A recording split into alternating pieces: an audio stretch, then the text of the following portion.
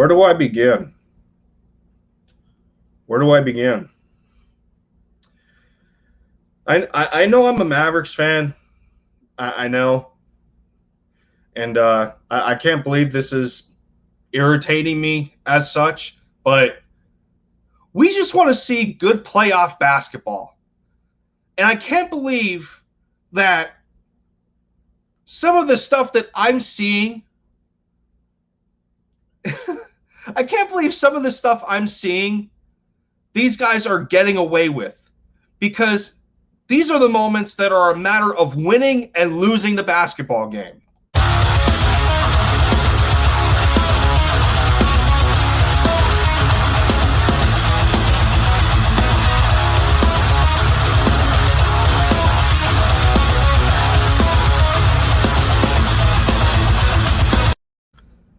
Oh man, here we go. Here we go. Video number 3 today. I had to get this out here. I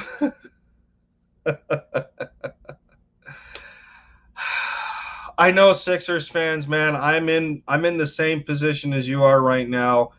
Even though obviously I am not a Sixers fan, I love my Dallas Mavericks.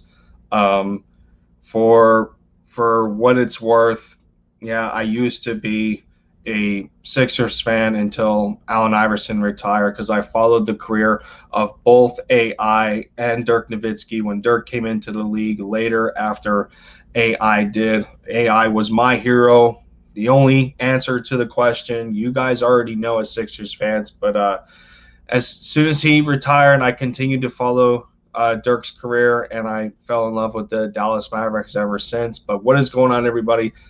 Lindy End Zone in the building, dropping a bucket for his Dallas Mavericks on the fast break and playing defense.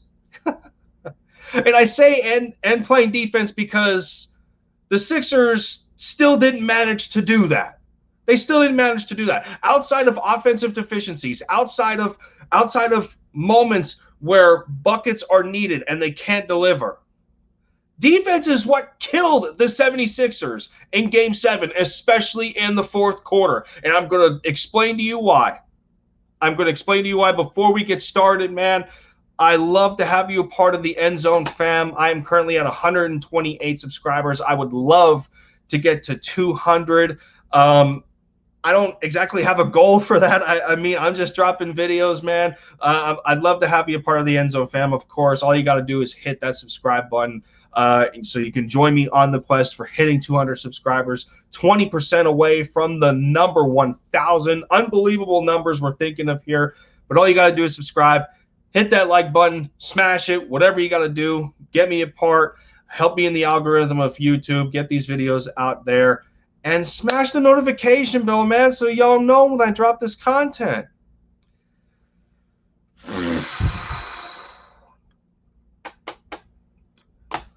I've played basketball for quite a long time.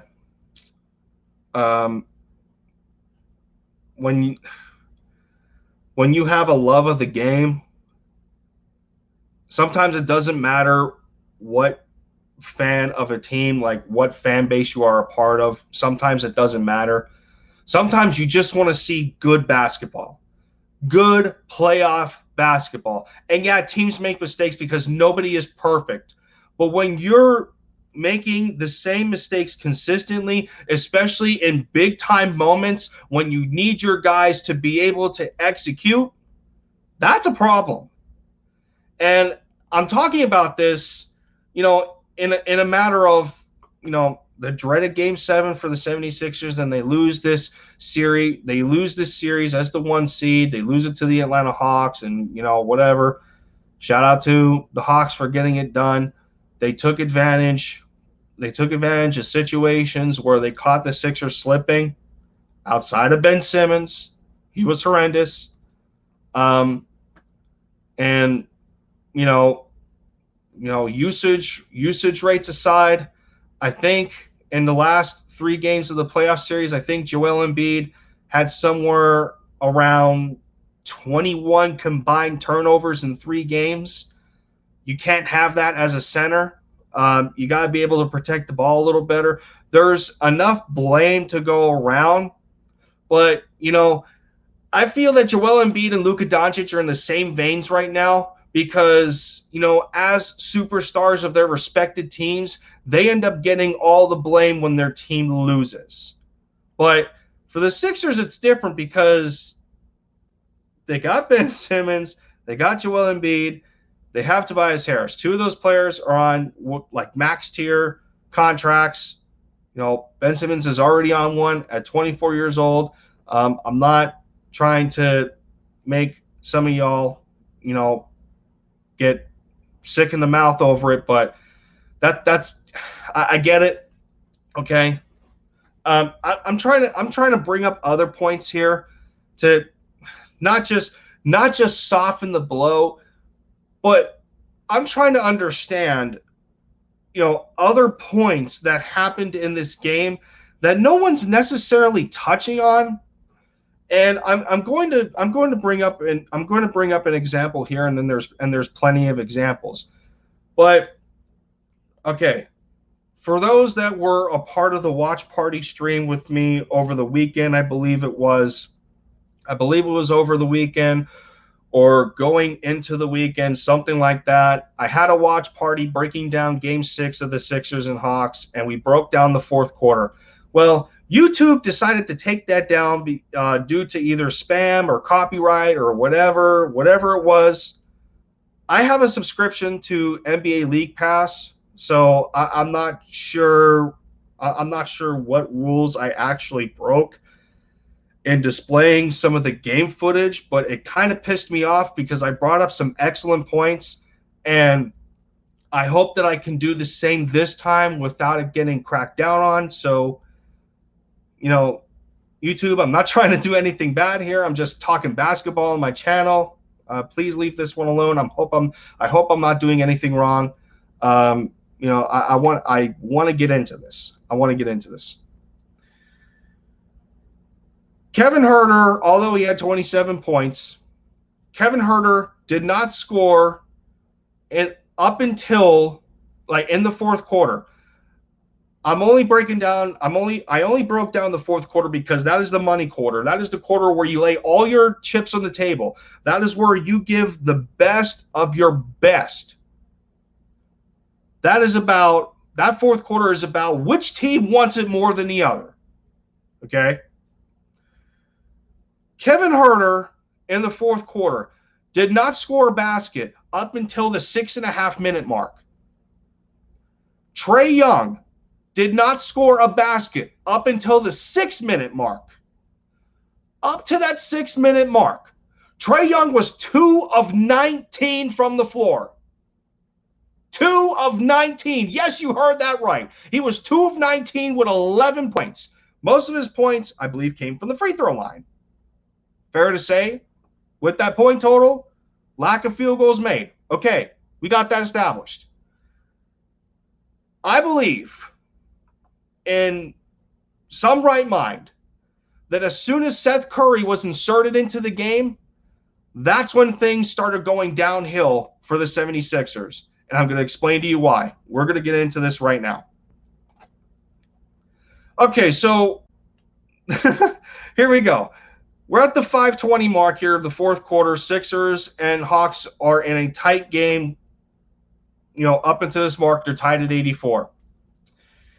Now, I'm going to rewind it back here just a little bit. We don't got the sound on. I got it in slow-mo. We're going to go off the rebound after the Tobias Harris miss. All right, Hawks are coming up the court right here. Obviously, you can see Trae Young's got the ball. Now, what happens here, you can already analyze who the defensive assignments are. You got Matisse Thybulle on Trae Young. Seth Curry is shadowing Kevin Huerter. And then you got a 3-defender set down here under, in front of the basket with Tobias Harris over on John Collins. You got Ben Simmons on Gallinari, and then you have Embiid on Clint Capella. Okay, that's all fine and dandy. We're going to slow this down a little bit. I want you guys to pay attention to what happens here on the perimeter in the backcourt. I want you to pay attention to what happens here. Now, I don't know, Sixers fans can let me know on this. I don't know who is in charge of defense, who the defensive coordinator is for the 76ers, but Can somebody explain to me why this is still happening and I'm still seeing the same issues that I seen in game 6? Somebody's got to explain this to me. Okay, here's what happens. Here's what happens. Now, league pass, obviously. Okay, all right. Let's hold on to this for a minute. All right, this is the first problem. We're gonna rewind this again and go in slow motion because league pass decides to be fidgety on me sometimes. So okay. We're going to slow this down now. Okay, here comes Trae Young. Obviously, you see Matisse Thybulle working on him. I don't really have a problem with that. All right, so here comes Kevin Huerter. Now, what is Seth Curry doing here? What is this? What is this? Why do you need to get in between your teammate and the defender? There's no need for a double team here. I don't know what this is. I don't know what this is. Can somebody explain this to me? I don't know what that is. All right, we're going to continue because this gets worse. It gets worse. All right, so Huerter gets the ball. Now, if Kevin Huerter was any quicker in this situation, as soon as he got the ball, he could have dribbled to the weak side, forced Embiid and Simmons to come up on him, which would have left either Gallinari or Capella open, depending on how far these two come up. So he's already promoting a good offensive possession that way, but no, that's one option he could have had. He decided to slow down, grab the ball and gather himself here, which gave Seth Curry enough time to come and defend his man. All right, so Huerter's working. Now Trae Young came around. He fell back toward the half-court line, looking for the ball once again. All right, no problems there. This is where the issue occurs. This is what I'm not understanding. What are you doing? What is this? Why does this need to happen? Why is this needed? Here, I'm going to keep playing. What are you doing, Seth Curry? What are you doing? What are you doing? You got into Matisse Thybulle's defending lane. Why are you leaving Trae Young an open lane to the basket? And all Trae Young decides to do here, as it rewinded on me for no reason. Here, I'm going to show this in real time. What is the sense of this? What is the sense of that? Seth Curry did not need to disrupt Matisse Thybulle that way. This is not the first time Seth Curry has done this either. There's no reason for this. You're basically screening your own teammates. You're setting a screen on your own teammate on defense. This leads to open buckets. I don't care if Joel Embiid and Ben Simmons came up just a little bit. They only came up just a little bit. This makes it easy for Trae Young to just give a little floater. Look at this. Nobody attempts to contest the shot. That's too easy of a basket. That's too easy. There's too many times where this occurred. And from that moment on, Trae Young, that was his 13th point. He finished with 23. As soon as Seth Curry comes into the game, Trae Young scores 11 points. As soon as he comes into the game, he scores 11. Kevin Huerter scores another 7. I don't get this. Who's teaching these guys how to play defense? Throughout the regular season, it's been stressed that the 76ers are one of the best defensive teams in basketball. Why did they not show it in critical moments in the playoffs? Examples like this are unacceptable. There's no reason for this. There's no reason for this. Look, there's no reason. Why? They're just, the game is tied. You give up momentum that way. I don't get it. These are the kind of mistakes that if you make them in high school, that'll get you benched. The coach is not going to want to play you because he sees you as a defensive liability. I don't care about the contributions you make on offense. You got to have defense. You need to have a balance in both facets and both sides of the basketball. Now for Ben Simmons, it's the other way around. He has defense, but he doesn't have offense whatsoever. He doesn't. I'm not gonna get into that because that's like a Where's Waldo mystery. I'm not gonna get into that. I'm trying to prove other points here. That outside of Ben Simmons, outside of Joel Embiid's turnover issues, outside of Tobias Harris's inconsistencies, defensive liabilities are also what costed the 76ers this series to the Atlanta Hawks. This is bad. I don't understand it. What's the reason for this? Why are you intercepting Why are you splitting apart? Why are you splitting apart the defense between Matisse and Trae Young in this situation? There's no reason for this, Seth Curry. There's no reason for this. And then here we go. Again, why? It's hilarious. It's hilarious. From that moment on, Trae Young and Kevin Huerter combined to score at least almost 20 points. I think they had 18 between each other. I'm pretty sure they had 18 between each other. So 84 and 18 is 102. That makes sense. There you go. I don't know, man. I don't know. Sixers fans, can you guys let me know in the comments if I have any valid points? I'm just taking this from my perspective. I'm taking this from a guy that's played basketball since he was 6 years old. I've played for 2 decades now of understanding the game. This is elementary, this is fundamental elementary garbage that professional basketball players should know. You don't do stuff like this. That's not how you play perimeter defense. You don't intercept defending spaces of your teammate. You don't set screens against your teammate that's trying to play defense. You don't do stuff like that. Seth Curry made the same mistakes in Game 6.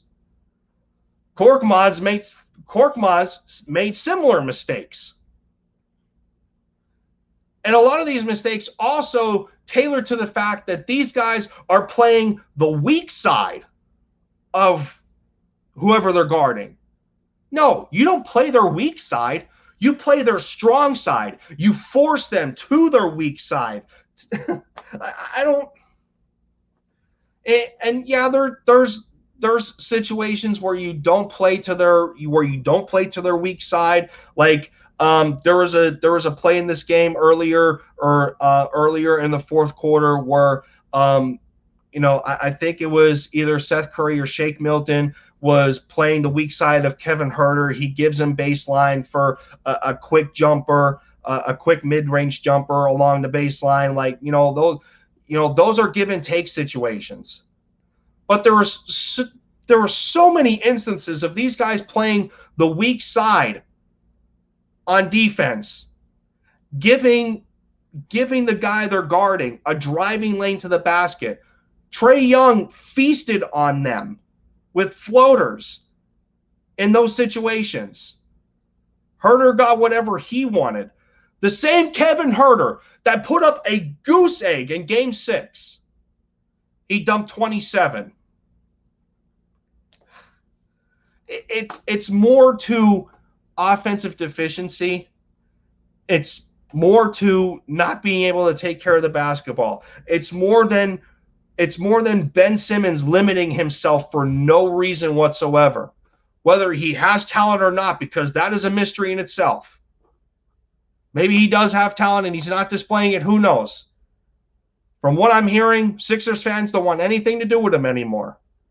But who is teaching these guys perimeter defense? I don't know. Sixers fans, you guys can let me know down in the comments if I have any valid points here. What do you think of my breakdowns and my thought process coming from a Mavericks fan, man? We just want to see good playoff basketball. And this isn't how you win basketball games. You know how the old saying goes, sometimes defense wins championships. These are the moments when you need it. These are the moments that you can't make these kind of mistakes. But all right, guys, I'm going to get out of here. I wanted to get this quick video out for you guys so hopefully you guys see it.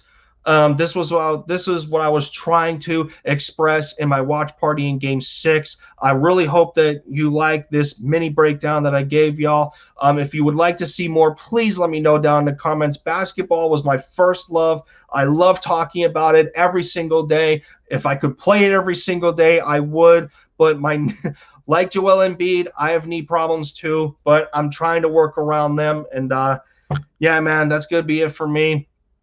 I've been your guy, Lindy Endzone. I appreciate you guys making it to the end of this video for some more basketball breakdowns. I'll catch you guys in the next one. Take care of yourselves. Stay up, Sixers fans. A new future is coming. Embiid needs help, much like my boy Luka. Fly, Eagles, fly. MFFL. I'll see you guys later.